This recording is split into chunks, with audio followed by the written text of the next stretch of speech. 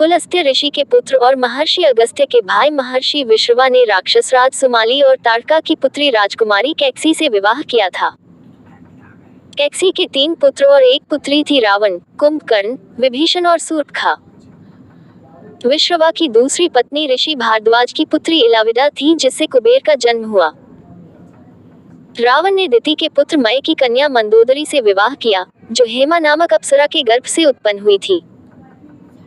विरोचन पुत्र बलि की पुत्री वज्रज्वला से कुंभकर्ण का और गंधर्वराज महात्मा शैलुष की कन्या सरमा से विभीषण का विवाह हुआ था।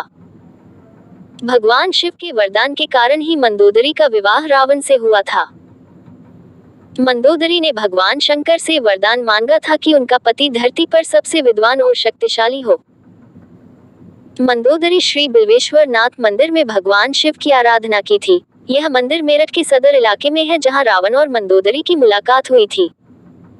रावण की कई रानियां थी, लेकिन लंका की रानी सिर्फ मंदोदरी को ही माना जाता था। 5 कन्याओं में से एक मंदोदरी को चिरकुमारी के नाम से भी जाना जाता है। अपने पति रावण के मनोरंजनार्थ मंदोदरी ने ही शतरंज के खेल का प्रारंभ किया था। मंदोदरी से रावण को पुत्र मिले अक्षय कुमार, मेघनाद और अतिकाय। महोदर, प्रहस्त, विरूपाक्ष और भीकमवीर को भी उनका पुत्र माना जाता है। एक कथा यह है कि रावण की मृत्यु एक खास बाण से हो सकती थी। इस बाण की जानकारी मंदोदरी को थी। हनुमान जी ने मंदोदरी से इस बाण का पता लगाकर चुरा लिया, जिससे राम को रावण का वध करने में सफलता मिली।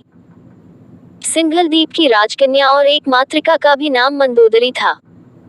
हालांकि जनश्रुतियों के अनुसार मंदोदरी मध्य प्रदेश के मंदसौर राज्य की राजकुमारी थी। ये भी माना जाता है कि मंदोदरी राजस्थान के जोधपुर के निकट मंदोर की थी।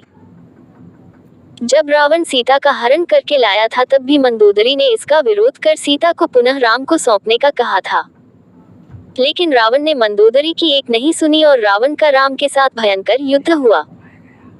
ऐसा माना जाता है कि राम रावण के युद्ध एकमात्र विभीषण को छोड़कर उसके पूरे कुल का नाश हो गया था। रावण की मृत्यु के पश्चात रावण के कुल के विभीषण और कुल की कुछ महिलाएं ही जिंदा बची थी। युद्ध के पश्चात मंदोदरी भी युद्ध भूमि पर गई और वहां अपने पति, पुत्रों और अन्य संबंधियों का शव देखकर अत्यंत दुखी हुई। फिर उन्होंने प्रभु श्री राम की ओर देखा, जो अलौकिक आभा से युक्त दिखाई दे रहे थे। श्री राम ने लंका के सुखद भविष्य हेतु विभीषण को राजपाट सौंप दिया। कहते हैं कि अद्भुत रामायण के अनुसार विभीषण के राज्याभिषेक के बाद प्रभु श्री राम ने बहुत ही विनम्रता से मंदोदरी के समक्ष विभीषण से विवाह करने का प्रस्ताव रखा। साथ ही उन्होंने मंदोदरी को ये भी याद दिलाया कि वह अभी लंका की महारानी और अत्यंत बलशाली रावण की विधवा हैं। कहते हैं कि उस वक्त तो उन्होंने इस प्रस्ताव पर कोई उत्तर नहीं दिया। जब प्रभु श्री राम अपनी पत्नी सीता और भ्राता लक्ष्मण के साथ वापस अयोध्या लौट गए, तब पीछे से मंदोदरी ने खुद को महल में कैद कर लिया और बाहर की दुनिया से अपना संपर्क खत्म कर लिया। कुछ समय बाद वह पुनः अपने महल से निकली और विभीषण से विवाह करने के लिए तैयार हो गई। हालांकि कुछ विद्वानों का मानना है कि इस बात में कोई सच्चाई नहीं है, ये तो मात्र किंवदंतियां हैं। लेकिन मंदोदरी के बारे में इस बात पर विश्वास करना थोड़ा मुश्किल है, क्योंकि मंदोदरी एक सती स्त्री थी जो अपने पति के प्रति समर्पण का भाव रखती थी। ऐसे में मंदोदरी का विभीषण से विवाह करना अपने आप में हैरान करने वाली घटना है। हालांकि रामायण से इत्र की रामायण में ऐसे ही कई अजीब किस्से हैं। ये भी सोचने में आता है कि कुछ समाजों में प्राचीन काल में ऐसा ही प्रचलन था। सुग्रीव ने भी बाली के मारे जाने के बाद उसकी पत्नी से विवाह कर लिया था।